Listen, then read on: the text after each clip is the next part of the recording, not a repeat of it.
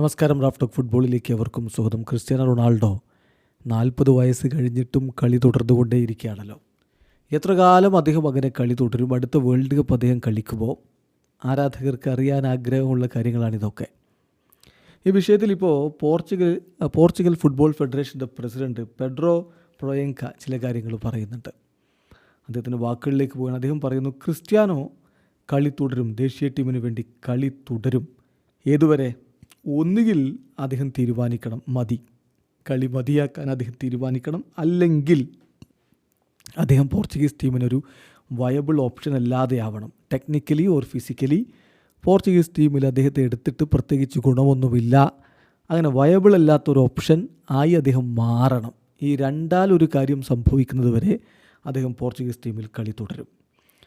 എന്താണ് ക്രിസ്ത്യാനോയുടെ കാര്യത്തിൽ സംഭവിക്കുമെന്ന് ചോദിച്ചാൽ, ബാക്കി എല്ലാ താരങ്ങളുടെ കാര്യത്തിലും എന്താണ് സംഭവിക്കുക അതുപോലെ തന്നെയാണ് നമ്മൾ അദ്ദേഹത്തിൻ്റെ കാര്യത്തിലും തീരുമാനങ്ങൾ എടുക്കുക.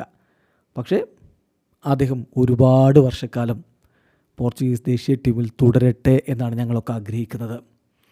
അദ്ദേഹം ഒരു ഡിഫൈനിങ് ഫിഗറാണ്. ഞാൻ പറയട്ടെ, അദ്ദേഹം പോർച്ചുഗീസ് ഫുട്ബോളിൻ്റെ എക്കാലത്തെയും മികച്ച താരങ്ങളിൽ ഒരാളാണ്. അദ്ദേഹത്തിൻ്റെ ലെഗസി പോർച്ചുഗലിന് അപ്പുറത്തേക്ക് പോകുന്നു. പോർച്ചുഗീസ് ഐഡൻറ്റിറ്റിയിൽ മാത്രം ഒതുങ്ങുന്നതല്ല അദ്ദേഹത്തിൻ്റെ ലെഗസി, അത് സംതിങ് ഐക്കോണിക്കാണ്. ഞാൻ പ്രതീക്ഷിക്കുന്നത് അദ്ദേഹത്തിൻ്റെ ഒരു പ്രസൻസ് അത് എക്കാലത്തും തുടരുമെന്നാണ്. ദോ ഓഫ് കോഴ്സ് നമുക്കെല്ലാവർക്കും അറിയാമല്ലോ, ഹ്യൂമൻ ലിമിറ്റ്സ് എന്നുള്ളത് ഇന്നെവിറ്റബിളാണ്. എന്നാൽ പോലും അദ്ദേഹം നീണ്ട കാലത്തേക്ക് തുടരട്ടെ എന്നാണ് ഞാൻ ആഗ്രഹിക്കുന്നത് എന്ന് പോർച്ചുഗീസ് ഫുട്ബോൾ ഫെഡറേഷൻ്റെ പ്രസിഡൻറ്റ് പറയുന്നു.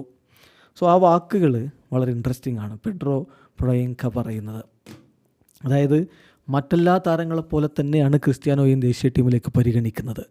ഒന്നുകിൽ CR7 വിരമിക്കണം, ഞാൻ ഇനി കളിക്കാനില്ലെന്ന് പറഞ്ഞിട്ട്, അപ്പോൾ പിന്നെ ദേശീയ ടീമിൽ ഉണ്ടാവില്ല. അല്ലെങ്കിൽ അദ്ദേഹത്തെ എടുത്തിട്ട് പ്രത്യേകിച്ച് ഗുണമൊന്നുമില്ല, വയബിൾ അല്ലാത്ത ഓപ്ഷനായിട്ട് അദ്ദേഹം മാറണം. എന്ന് പറഞ്ഞാൽ കളി മോശമായി, ഫോമൊന്നുമില്ല, കളിപ്പിക്കാൻ പറ്റൂല എന്നുള്ള രൂപത്തിലെത്തിയെങ്കിൽ മാത്രമേ ഒഴിവാക്കൂ.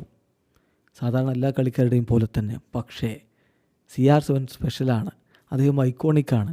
അദ്ദേഹം എക്കാലത്തും പോർച്ചുഗീസ് ദേശീയ ടീമിൽ തുടരട്ടെ എന്നാണ് ഞങ്ങൾ ആഗ്രഹിക്കുന്നത് എന്ന ആഗ്രഹം കൂടി അവിടെ പറയുന്നുണ്ട്.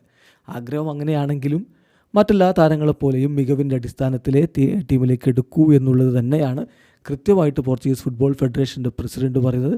ഒപ്പം തന്നെ എല്ലാ കാലത്തേക്കും തുടരട്ടെ എന്നൊക്കെ നമ്മൾ പറയുമ്പോഴും ഹ്യൂമൻ ലിമിറ്റ് എന്നൊന്നില്ലേ, മനുഷ്യനല്ലേ, മനുഷ്യ സഹജമായിട്ട് കുറേ കഴിയുമ്പോൾ മികവൊക്കെ പ്രായമൊക്കെ തളർത്തി തുടങ്ങില്ലേ എന്നതാണ് അദ്ദേഹം പറഞ്ഞത്. മനുഷ്യനായതുകൊണ്ട് ഹ്യൂമൻ ലിമിറ്റുണ്ട്, അത് ഇന്നെവിറ്റബിളാണ് എന്നെല്ലാവർക്കും അറിയാമെന്നുകൂടി ഇപ്പോൾ പ്രസിഡൻറ്റ് പറഞ്ഞു വെക്കുമ്പോൾ, നിലവിൽ മിന്നും ഫോമിൽ കളിക്കുന്ന CR7 അതേ ഫോമിൽ തുടർന്നെങ്കിലും മാത്രമേ വരുന്ന വേൾഡ് കപ്പിലും മറ്റുമൊക്കെ അദ്ദേഹത്തെ കളിപ്പിക്കൂ എന്നത് തന്നെയാണ് ഇവിടെ സൂചിപ്പിക്കുന്നത്.